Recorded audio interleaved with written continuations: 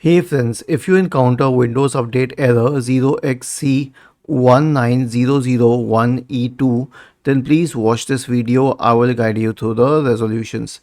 The first solution is to run the Windows Update troubleshooter. Right click on the Start button and select Settings from the menu. Go to the System tab on the list on the left hand side. In the right pane, select Troubleshoot, select Other Troubleshooters, and then click on Run corresponding to the Windows Update troubleshooter. The next solution is to delete the contents of the software distribution folder. So we have a list of commands mentioned here.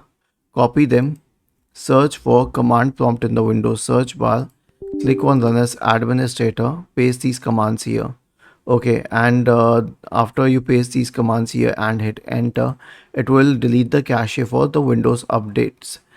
Now here's the thing. When does this error occur?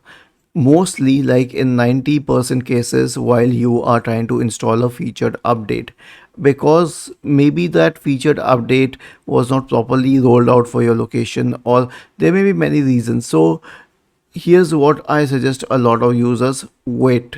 Okay, Microsoft will be fixing this.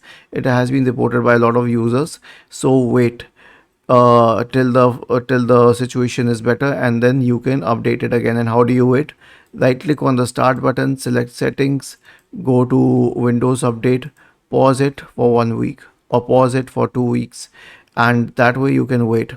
Was this helpful?